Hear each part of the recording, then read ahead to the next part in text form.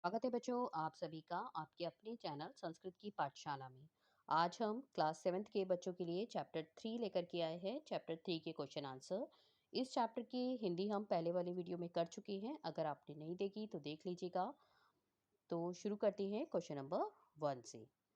Question number 1 में क्या है कि उच्चारणम कुरुत, उच्चारण करना है। सिर्फ आपको ये उच्चारण करना है, मतलब बोल करके कि किस तरह से इन शब्दों का को बोलते हैं वो करना है।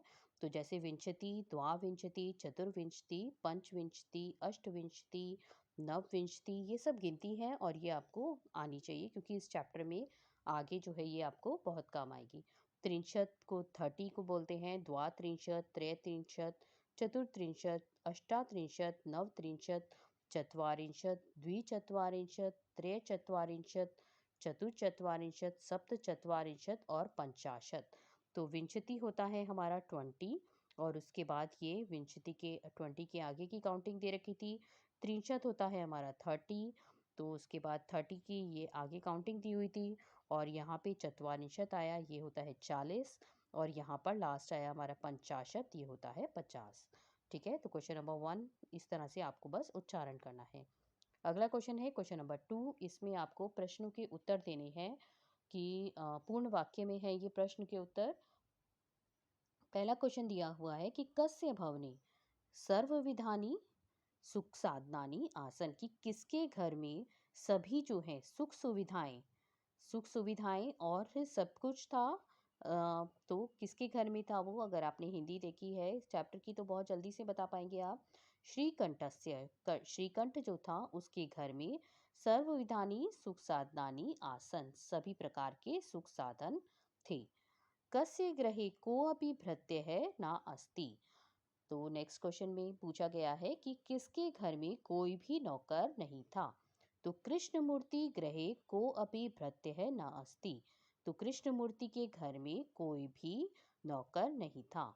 अगला है श्रीकंठस्य आतिथ्यम के अकुर्वन्, श्रीकंठ का जो आतिथ्य था वो किसने किया था। तो कृष्णमूर्ति तस्य माता पिता च, कृष्णमूर्ति और उसके माता पिता ने श्रीकंठस्य आतिथ्यम अकुर्वन्, श्रीकंठ का आतिथ्य जो है किया था। अगला क्वेश्चन है सर्वदा कुत्र सुखम, सभी सुख जो है किस में है।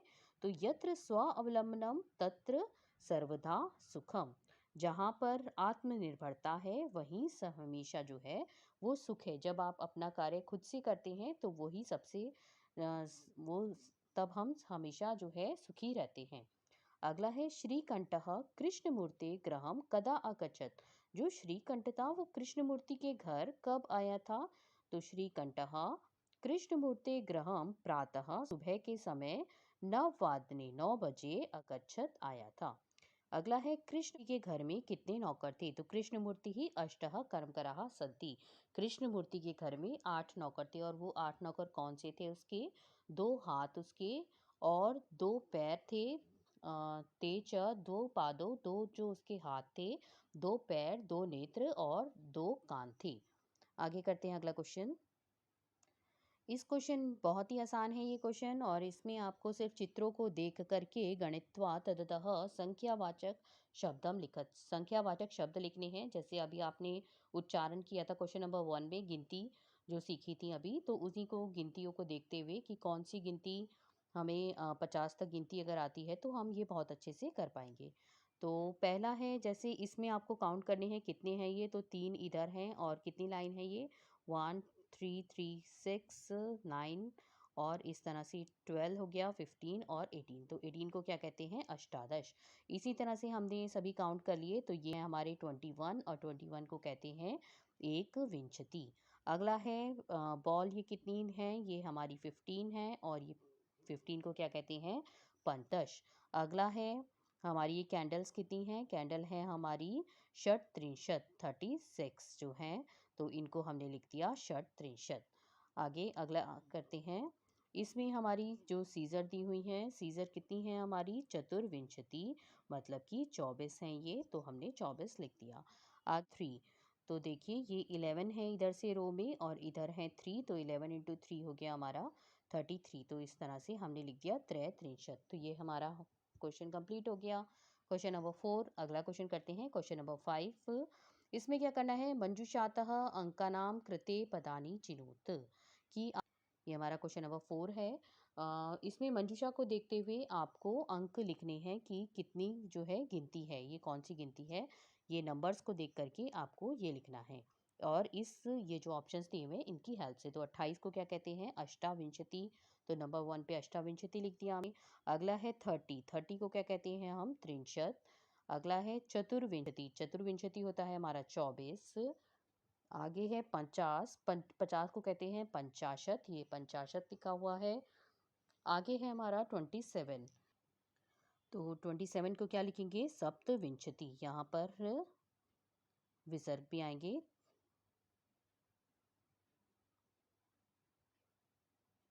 तो 27 को क्या कहते हैं, सप्तविंशति।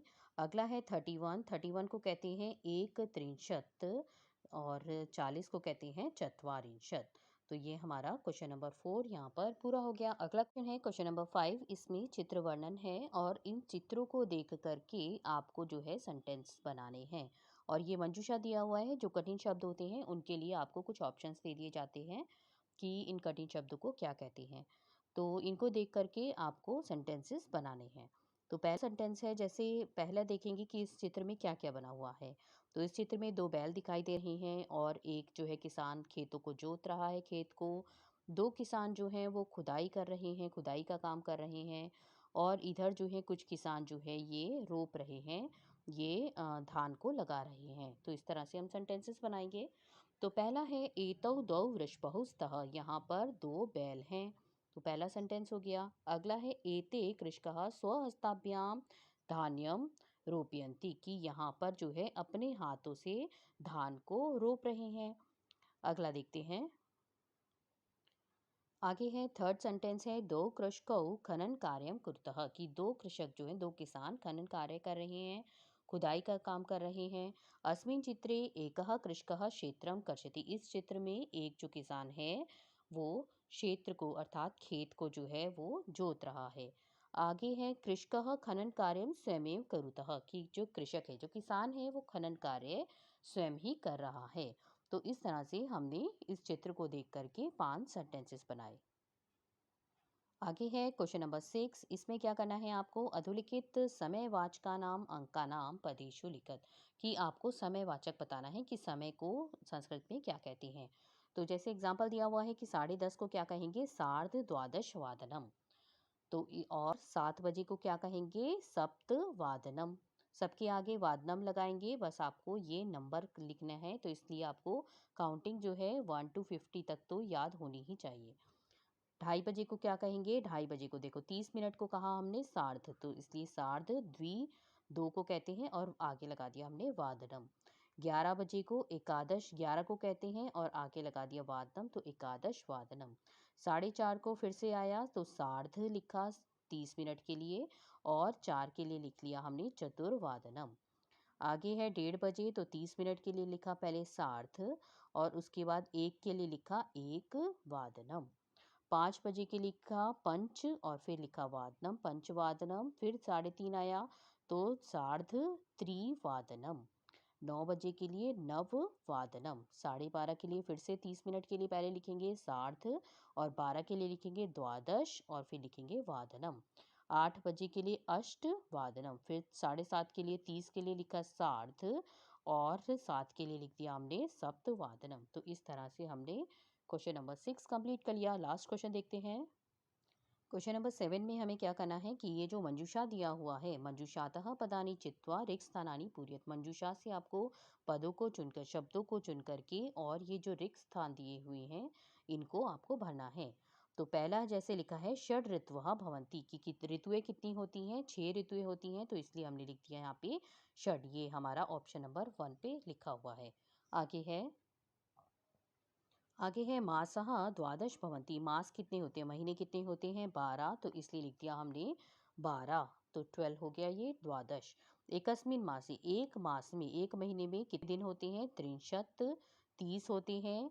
अथवा एक त्रिशत, तो 31 भी होते हैं, तो इसलिए त्रिशत का अर्थ है यहाँ पर 30 या फिर 31 एक त्रिशत दिवसः भवन्ति। आगे है फरवरी मास में सामान्यतः अष्टाविंशति दिनानि भवन्ति। अष्टाविंशति होता है 28 दिन होते हैं। आगे है मम शरीरे, हम मेरे शरीर पर द्वौ हस्तौ स्तः, दो हाथ हैं, तो इसको हमने लिख दिया दो को द्वौ। तो यहाँ पर हमारे सारे क्वेश्चंस पूरे हो गए, क्वेश्चन नंबर 7 तक।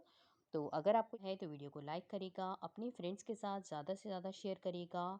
और अगर आपने अभी पहले वाला वीडियो नहीं देखा है हिंदी अनुवाद वाला, तो पहले आप वो देख लीजिएगा। और नेक्स्ट वीडियो में हम अगले चैप्टर हास्य बाल कवि सम्मेलन के हिंदी अनुवाद करेंगे और उसके बाद उसके प्रश्न उत्तर करेंगे।